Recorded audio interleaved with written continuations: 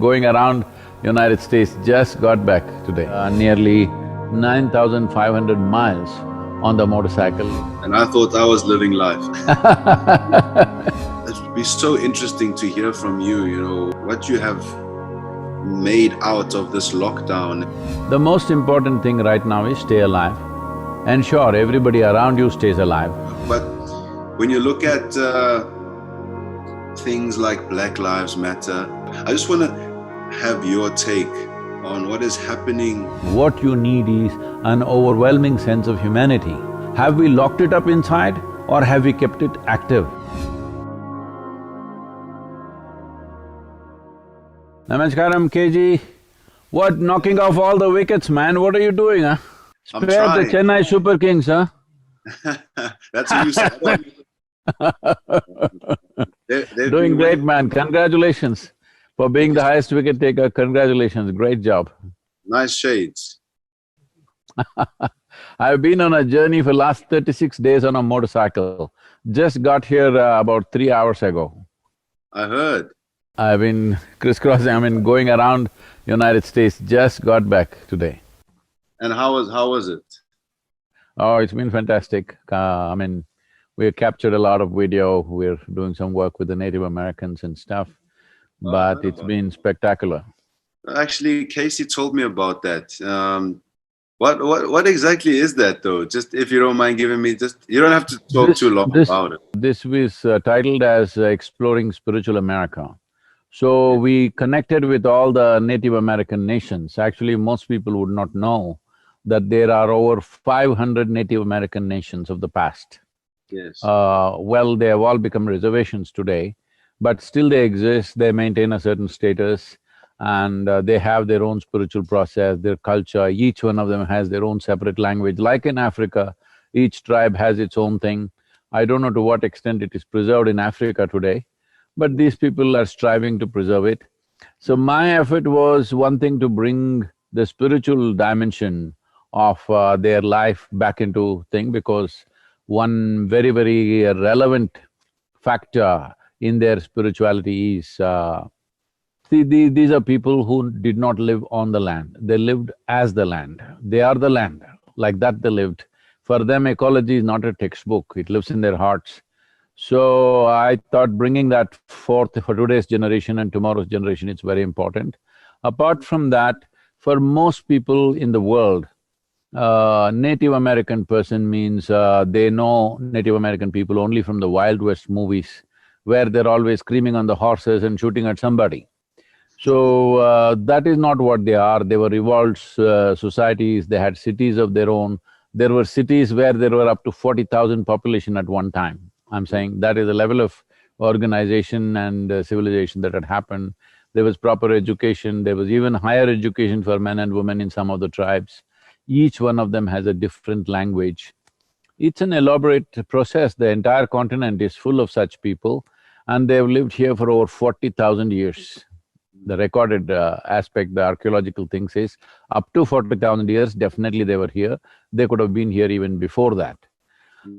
So, the idea is to make them visible in the world, and the idea is to bring out the positive dimensions of their life, because they've been relegated to another status where they're invisible. So as nations, bringing them back. Well, they're part of the United States Constitution and framework now, but culturally, spiritually, they are nations by themselves. So that was the effort. So we thought we'll do it in 21 days on a motorcycle, but because we met so many people on the way and covered nearly 9,500 miles on the motorcycle, it took 36 days. Just today morning we got back. And I thought I was living life. But yeah, you mentioned a great point. Reviving or bringing awareness to their culture, I think is probably a good thing, and also bringing awareness to other people that can recognize their culture. They probably do recognize it, but you're right. When I was young, I was probably watching TV and I see them in those, in those movies, the Wild Wild West movies, and I guess it's about learning about each other as human beings. So I think that's a great initiative. I think Africa also has a similar situation. I don't know to what extent it's preserved today, but I mean, it had a similar situation where tribes had their own cultures, languages, everything. I have been in northern part of Africa to some extent traveling. I met those Maasai people, they're Yeah. just incredible people, and we met the Zulus and stuff. I don't know if you come from some background like that, if you can tell us something. Of course, I'm from the Venda. I'm Venda myself, but my family is Mhm. very culturally mixed.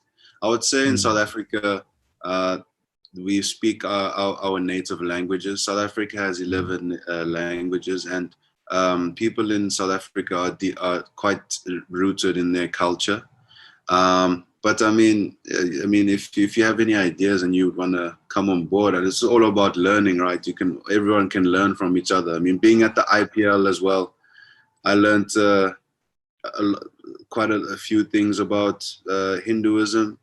I've learned Mhm. about Muslims, because we are in an environment where we're just around different people who come from different backgrounds. So So Venda tribe has a language of its own?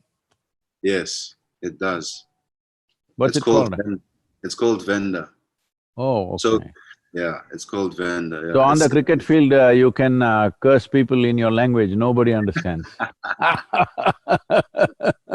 I've been in a bit of trouble for cursing people in English. Don't do that, in your language you must do. Exactly, exactly. Yeah, man. But I'm so glad to really speak to you. I think it's quite cool. My friend and I, during the lockdown, we were like, hey, let's do something. We're not playing any sport. There's no work. Let's get together. Let's get creative. So we started a podcast, and then I remember I asked you a question just before I was gonna tour Mhm. India, but then I I had a tear in my grade 1 tear in Mhm. my groin and my abductor, but now I'm all good. Mhm. And so I was like, hey, why don't we speak to this man? Because I think he's got wonderful perception, and it'd be so interesting to hear from you. You know what you have made out of this lockdown, and things are like crazy. People have lost jobs. People have lost family members. Economies are breaking down. You know, people are in their homes, they can't get out, but now things are sort of returning to the normal way of how it used to be. But how do people cope with what is happening around them? You almost have to look a bit deeper. But spiritually, how? What do you One think? thing is, yes, people are trying to get back to how it used to be, but please Yes. don't call it normal. Yeah, it's not normal. That's not really normal. Yeah. If you look back how it used to be 100 years ago, if you look back how it used to be 500 years ago, 1,000 years ago, Yeah. how it used to be in 2019 is definitely not normal. At least every creature on this planet does not think we are normal. They think we are the virus on this planet, Yes. you know. I'm saying if any other creature, any other species Yeah. had done what human beings have done to this planet, I'm sure we would have found a chemical bomb, a nuclear bomb, all kinds of stuff. Maybe we would have poisoned them, something, and we would have made sure the entire species obliterated, right? But right now it's us who's doing this. This is a good time for us to sit back and look, what are we doing? What is really normal for us? What is normal for a human being? Is something I think the whole world needs to look at it. It's unfortunate, over 1 million lives have been lost, yes, it is true. Many people have lost their loved ones. More than anything, not only losing their loved ones, they've not been able to tend to them in the final stages. They've not even been able to attend funerals. Governments are burying or Yeah. cremating people, which is a terrible thing. And of course, the economic loss, the loss of jobs, loss of closure of businesses, all this happening. You must understand, I've also lost my job completely What is your because in the last, whatever we had planned for these 2 years, 2020 and 2021, I'm telling you, because our programs were all planned 18, 20 months ahead, everything is just wiped out. yeah. No, we have paid, including South African trip, I was supposed to come there in the month of June. Uh, all hall rents, advances being paid. Right now we are struggling to get back the money from the halls because 2 years, whatever we had planned, everything is gone, all right? So, this is true for a whole lot of people.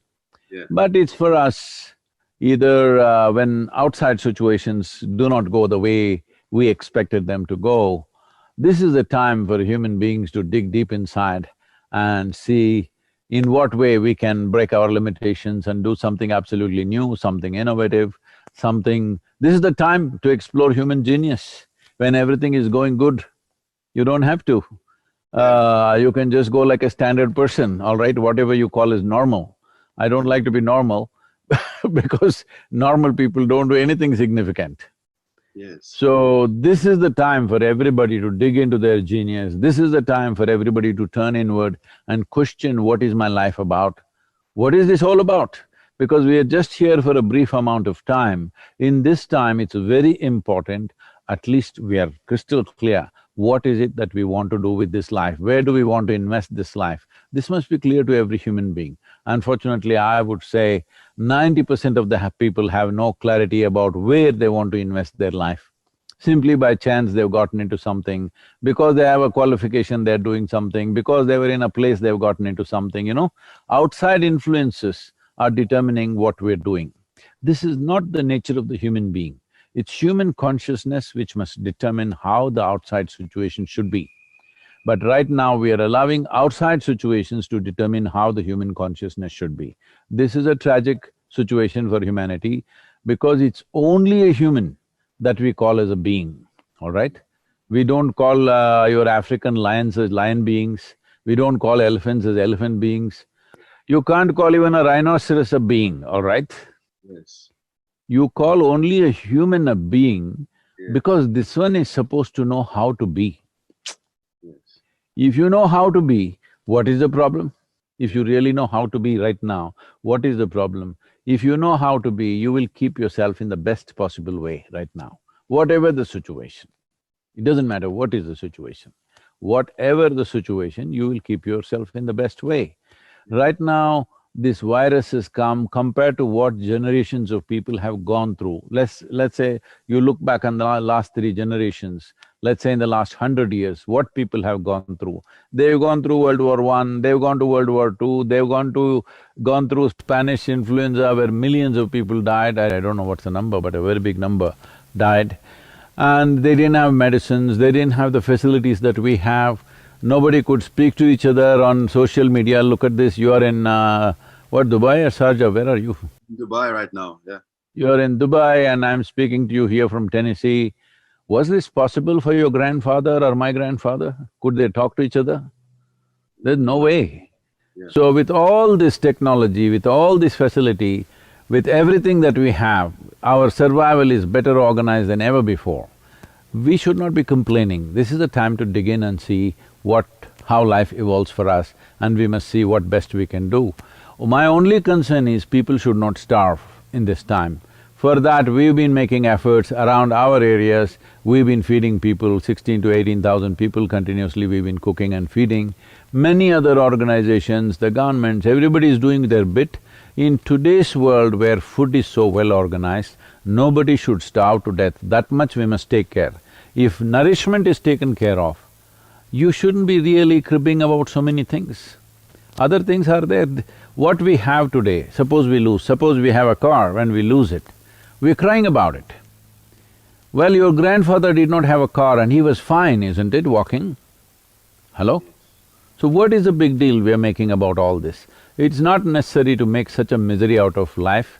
Right now, most people have more time than they ever had for themselves, their family and everything. That also they're complaining. People are going into mental illness pandemic, now people are predicting suicide pandemic. Well, if the virus doesn't get you, you'll get yourself, is it? What is the logic behind that? The most important thing right now is stay alive. Ensure everybody around you stays alive. See, right now in the India Yoga Center, we have nearly 4,000 people, not a single infection. Here we have a little over 100 people, not a single infection. We traveled, 16 of us, 17 of us, we traveled across America where there's heavy infected areas, but not a single infection. So this is all it takes, a little responsible, conscious action. That's all it takes from the human being, because that is what is expected of a human being, that he is supposed to know how to be. If you know how to be, this virus is not a challenge. Yes. I think that's very interesting, you know. What I took from that is digging into your genius. And when you are thrown with adversity, you know, how you respond to it. It's very similar to sport, because you do go through a lot of ups and a lot of downs. But when you are down, as a sportsman particularly, that's when you actually learn the most about your game. And when it's going well, as you've stated, that's when you don't really need to do anything different.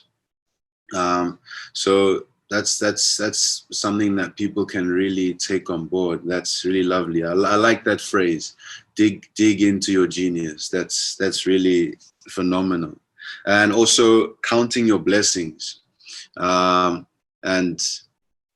not complaining about things that are kind of trivial. Having food, a basic need like food, is the most important thing and the best thing. I must tell you this, in southern India, even today, if you go into the rural India, maybe it is true in Africa also. Yeah. In southern India, when somebody wants to greet you, in the villages I'm saying, Yes. they will ask you, "Uta aita, saptingla." What it means is, have you eaten? All right. Because in their mind, if you've eaten, there Yeah. can be no other problem. Yeah. What other problem do you have? Have you eaten? That's the greeting. Nobody will ask you, "How are you?" Nobody will say good morning. The morning is already good. The only problem is you, isn't it? If you've eaten, you shouldn't have any problems. That's what I'm saying. If you're nourished, beyond that, rest is all extra. As a generation of people, we have more things than any generation ever had. We have more conveniences, we have more comforts, we have more technologies, we have more access to everything. Like never before in the history of humanity, never anybody had these things, isn't it? But we are complaining like never before. I mean, Global now, the complaints are not local anymore. Everything is global because they're on the Facebook. and Twitter and Instagram. Yeah, And yeah. Instagram. Speaking about global stuff, and so social media especially, I actually came across you on social media. I think a lot of people would have. When I was about 20, 21, I was searching on YouTube, looking at spiritual videos, and obviously you came up. That's how I got to know you, and I would watch videos here and there. So it's actually quite cool that I'm chatting to you now. But when you look at things like Black Lives Matter, and in South Africa, there's also campaigns like Farmers' Lives Matter, and other people say all lives matter. As a sportsman, you know, I get asked that question a lot of times, and it doesn't have to. For me, it's not about cricket. It's not about politics. Not about business. All lives matter. As you've stated, it's about human beings, right? But I just want to have your take on what is happening on that front in humanity around the world when it comes to life mattering. Yesterday evening, I was in Memphis. I was at the Martin Luther King Memorial, Dr. Martin Luther King Memorial, where in that hotel, Lorraine, where he was shot. Yeah. So, when you go into this museum, it's new to us, we know this. It's heart-rending just seeing those images. Not just about his death, but what he was fighting for, what was happening in the country. It tears you apart. It may be half a century ago or a century ago, but when you look at it, just the images and the statistics are unbelievable. 12.5 million African people were captured and brought as slaves. So when you look at these images, it's heart-rending. But if you invest in the wounds of the past, you will also become wounded. When you're wounded, when you're in pain, when you're in anger, when you're resentment, you cannot think straight. You will get poisoned. And with this poison, nobody else dies but you. Resentment, anger, hatred are poisons that you drink, but you expect somebody else to die. Life doesn't work like that. It kills you in so many ways. So the thing is, whether we want to invest in our dead fathers, it's not that we don't respect them, it's not that we did not value them, it's not that we have no regard for them, but still we cannot invest in the dead. We have to invest in the living and the next generation and the unborn child, we must invest in him and her. That's what is important. So bitterness is not going to help us. But at the same time, you cannot forget what's happened. There is no way to forget that. Everybody should remember, from both ends, everybody concerned must remember what we have done to other people as human beings. And for those it's happened also, they must remember not to grow in resentment and anger, but to ensure that such things don't happen to anybody else. Because I want you to understand, the people who did the most horrible things on this planet, when they were doing it, they thought they're doing the right thing. Yes. They thought they were doing the right thing. That is the worst part of humanity, that you can twist your intelligence whichever way you want, and you can do the most horrendous things to another human being and think you're doing the right thing. So this is the problem with belief systems, with philosophies, with ideologies, because they will twist your mind to believe this is the right thing that you're doing. Because many religions in the world clearly say that it is perfectly okay to take a slave. Oh, really? Yes, yes, the scriptures in the world say this. Not one, many. Okay. So, people have always been quoting that. This is all right, this is what is said in our book, this is what we do. But if you allowed your humanity to overflow, you knew that it's not good. If you just… what you are doing to the other person, if you are giving him 100 lashes, if you just took one lash on your back, you would know this is not the thing to do, isn't it? If you put your child there and gave 10 lashes, you would know this is not the thing to do. But you, instead of awakening your humanity, everybody is busy cooking up belief systems, philosophies, ideologies. How much bloodshed has happened because we believe something, because we are adhered to an ideology or to a philosophy, how much has happened around the world. Some have been recorded, most has not been recorded, believe me. Recording has happened only in the last 150 years to some extent. Before that, people did all these things without any problems, and they did not feel bad about it because it was endorsed by their scripture or their philosophy or their ideology or whatever their morality they had. You don't need morality, you don't need ethics, you don't need anything. What you need is an overwhelming sense of humanity. That all of us have. Have we locked it up inside or have we kept it active? That's all the question is.